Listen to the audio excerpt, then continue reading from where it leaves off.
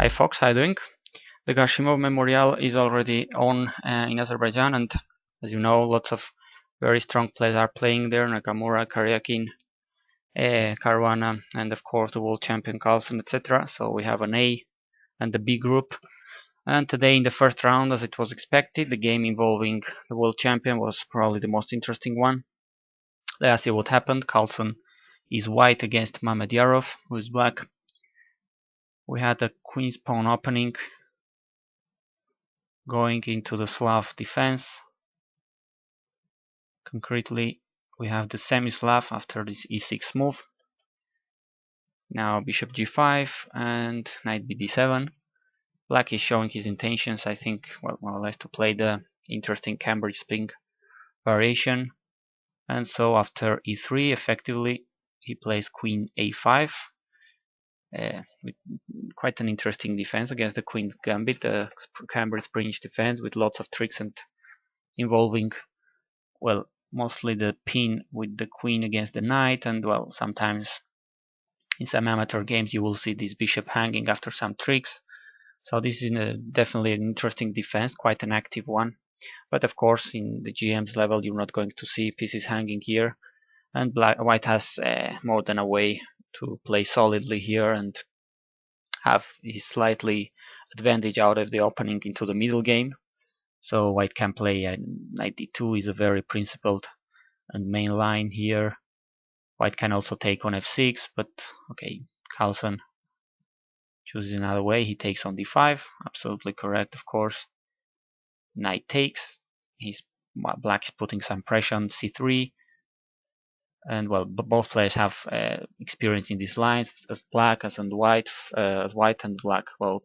So, for instance, as we will see now, well, rook c1 was played. Knight takes, b takes. Carlsen, for instance, played this as black and beat, in fact, Gelfand with black pieces in last year's candidates in London. And well, just to point out that the bishop now is protected with the knight. This is a common pattern of tricks. Sometimes the bishop sometimes is hanging where the knight is not here, but here this is not the case. And well, here bishop a3, the same move we saw in that Gelfand Carlsen 2013 game. Interesting move, well, making white rook go into this awkward c2 square. The other move maybe is to take on a2. Of course, that pawn is hanging. Maybe playable, this one, but certainly is giving white a couple of tempos to complete development. For instance, bishop d3. Black could play bishop d6 now after castling. For instance, queen a5 to get back with the queen to the game. But white can try both e4, c4, having certainly compensation for the pawn. He will have strong pawns in the center, better development, and well, some initiative for the pawn, of course. But still, I think this is playable. Well, instead bishop a3 seems really annoying for white, as he has to play this ugly rook c2 move. Now b6 to develop or even to exchange this more or less bad bishop on into b7, or to play bishop a6, try to exchange it.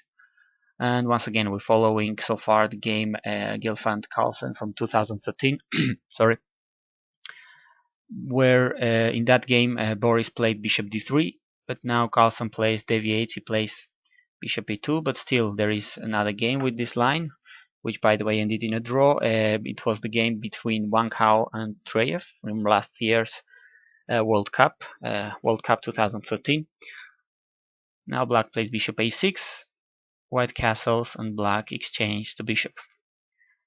Queen takes. Now black castles, and well, the position is slightly better for black. For white. Black has no real problems, but well, white is a little bit better in development, has some more better pawns in the center, so slightly better for white as usual out of the opening. Carlsen plays e4. He has strong pawns in the center, but of course black, as typical in these Caro-Kann or Semi-Slav structures, will always try and normally succeed in playing either e5 or c5, counter-attacking white center. So Mamedyarov goes ahead to prepare it. He plays rook ac8 to try to prepare c5. Now committing move by white, but an interesting one, e5. Carlsen makes sure that the queen isn't going back to the king side through this fifth rank. It's more or less cutting the queen's activity through the board, which could be in fact quite an interesting idea, quite dangerous for black, because white could have free hands here on the king side to launch some attack through the light squares with the queen, with the knight, even with the rook if it has the time to get into the king side and have some attack. Note that there are almost no black pieces here to defend black queen, black king. I mean, the bishop, the queen, the knight are more or less far away. So if white succeeds in attacking here, it could be really dangerous for black. But now, well, black plays queen a4, more or less tying the queen to the defense of this awkwardly placed c2 rook. Well, now c5 may not be that good, because white has this idea of going through into the center with d5. And for instance, if black takes on e5, now e6 is quite strong continuation for white. If, for instance, knight f6, bishop takes, g takes, e7, black's king side is more or less destroyed, and this is quite dangerous for black here. Instead, as we saw, queen a4 was played by Mamedyarov. Now c4, sorry, and well, once again c5, probably not the best idea right now, because once again d5 is giving white some edge, and having these couple of strong pawns in the center may be really something. Instead, Mamedyarov plays rook f e8, just preparing, getting ready for either c5 or whatever. Carlsen plays rook d1, developing the last piece, and finally c5. The difference, more or less the difference right now, is that after d5, e takes, if white takes with the c pawn, there are some tactical sequences here which are not that bad for black as previously. Now black could take on e5, as well. Remember, the point is that the queen is more or less protecting e5 and the rook as well. So black can take on e5. After knight takes, rook could take here, queen takes, and queen takes on c2. And well, may not be the best of positions in the world for black, but at least seems better one than the lines we just saw before with c5, with an earlier c5, which weren't that favorable, were more favorable for white even than this. But okay, so Carlsen didn't take with the pawn after he takes, he took with the rook. Probably didn't want to get in this tactical melee. He wants to play more quiet, more safe. Now knight f8. I think knight e6 would be a great move if black can do that. I mean, it would be blocking this dangerous e-pawn, attacking some central squares. That piece would be perfectly placed on e6 the knight. Magnus plays as usual when he doesn't have anything to risk. He just has free hands to improve his position. Plays this little moves h4, which doesn't seem to make doesn't seem to be doing much, but it's just gaining some space on the king side in this case.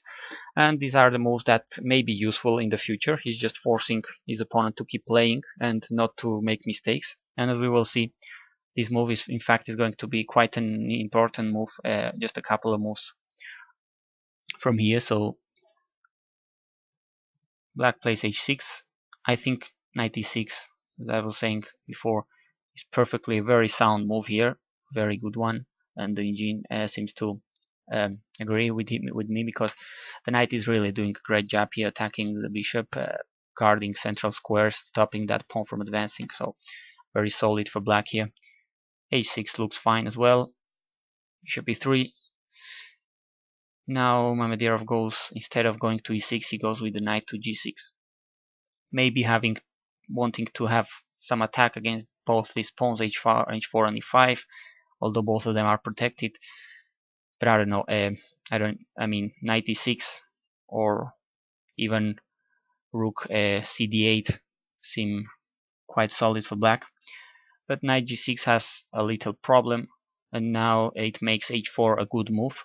The previously played h4, because after queen d3, well, he plays rook e6, and that h4 move is a quite useful one.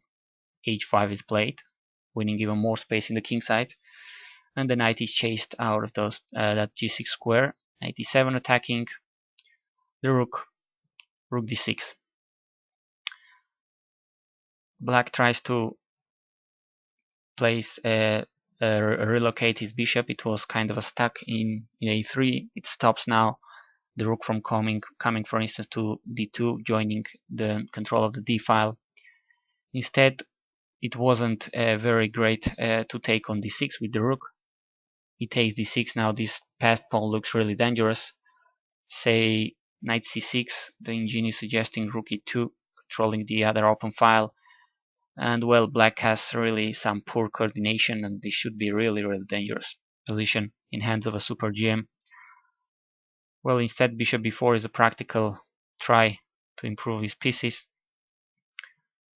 Another practical move now by white, rook c1.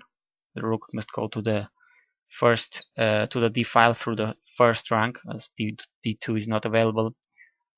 Rook e8, and now rook takes, f takes. There's a clear weakness on e6, and somehow a poor black coordination. So at this point you can see, I guess Magnus was really feeling comfortable. This is his kind of position. He has some weaknesses to play against, and really no much risk in the game. A nice move here, knight h4, obviously going for the g6 square, improving his knight. I mean, the knight doesn't have that many squares other than h4 to go to from here. But from g6, I mean from h4 to going to g6, he has some dangerous ideas. Black plays queen c6. The queen goes back finally from that a4 square. And now another very practical and interesting move, a3.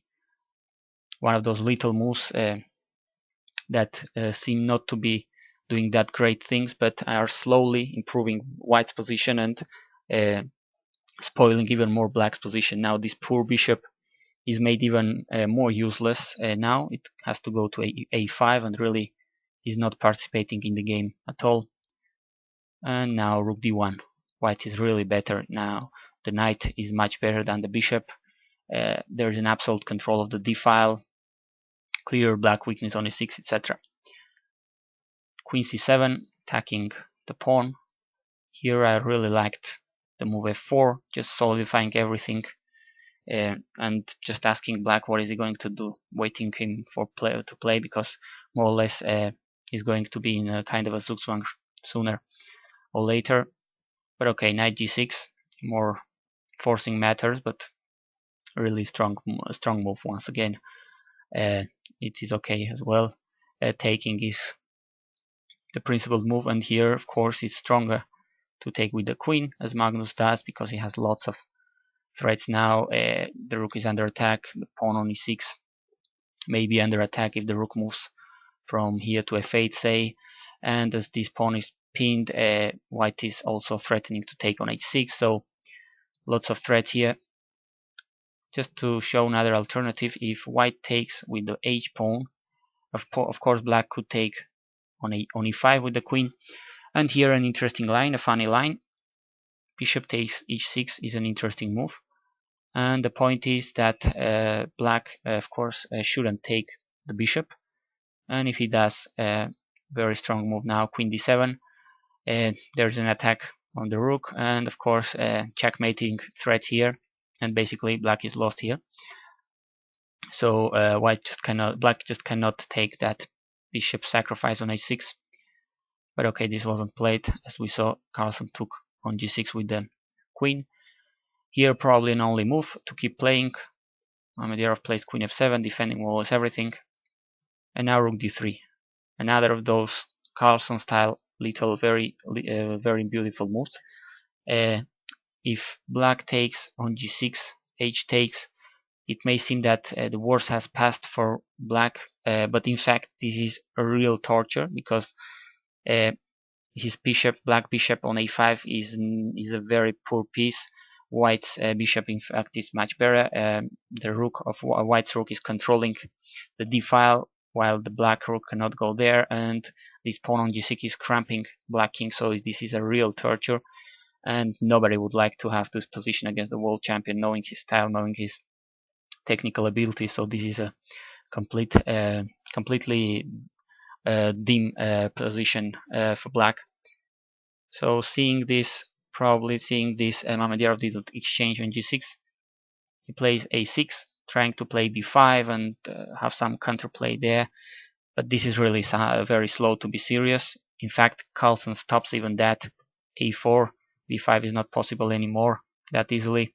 So white has no problem in waiting and stopping black's counter chances. Now rook f8, maybe to go to g6, force the exchange of the queens on f5. And Carlsen stops even that. He plays g4. So now queen e8, the rook goes to the strong d6 square. And here, in a more or less claustrophobic situation, Mamedyarov takes some radical measures. He takes on a4, clearly with some ideas behind it, but objectively it seems a bad decision. Well, now white takes on e6 with check, king h8. In case of king h7, probably king h7 is much worse, because after rook d7, white is threatening checkmate in 2 with queen g6 and taking on g7 checkmate. So king h8 was played, and now bishop takes h6. We saw this sacrifice in a line that wasn't played earlier.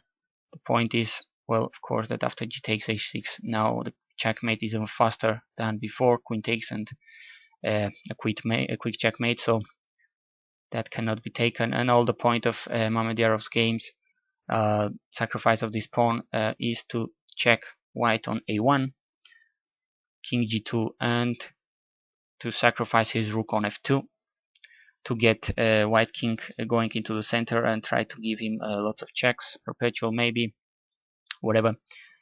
King takes f2, and he has a check on e1 protected with the bishop on a5. Now here, well, of course, you put this position on the engine, and the position says it's absolutely won for white. But black has certainly lots of checks, so white must be a little accurate here. King g2, queen e4 check, king h3, queen h1 check. As you can see, the queen so far the black queen has some freedom to check white. King g3, queen e1 check. But the king is going up. He looks for protection in the center of the board. King f4. Now bishop d2 check was tried here, and well, Magnus decides to give up some material to clarify things. He takes with the rook on d2, queen takes, and king f5. The bishop is hanging, of course, on h6, and of course it's much better. Well, maybe not so easy to see, of course, I didn't see it the first spot. It's much better for black to take with the pawn. It is interesting to see what was happening if queen takes. It is a very funny line. In fact, this is leading to checkmate, but maybe not so trivial to see it the first spot. Queen e8 check would be played, king h7, and now the very beautiful g5 move is the key. White is threatening to play g6 if queen goes, say, to c6. So g6 would make black give up the queen for the pawn, and that's game over, of course. And otherwise, there is the move g6 check, but after h takes g6, black has to give up his queen, because otherwise, once again, it's checkmate. So sorry, that was just too fast. Queen takes g6. queen takes d6 check and checkmate on the next move on g7. So it was better to take with the pawn, but still objectively this is already a winning position, very winning position for white. The point being that after queen e8 check, king g7, white checks on e7, and in fact after this 4e7 move, Mamedyarov resigned. And the point is, the very interesting point is, importantly, white is guarding g5 and not letting black queen get in. So say, for instance, if black goes to king g8, white could go king g6. Of course, exchanging queens makes no sense. White has lots of strong passed pawns already, very far advanced. And if black checks on d3, white can take on h6. And if another check on d2, g5, and there are no more checks for black, and white is mating in the next moves. So the game is absolutely over. So there it goes. I think the other games of the round were all drawn, so Carlsen takes the early lead in this strong Gashimov Memorial, which is being played in Azerbaijan. And well, let us see what the following rounds have for us. Thanks for watching.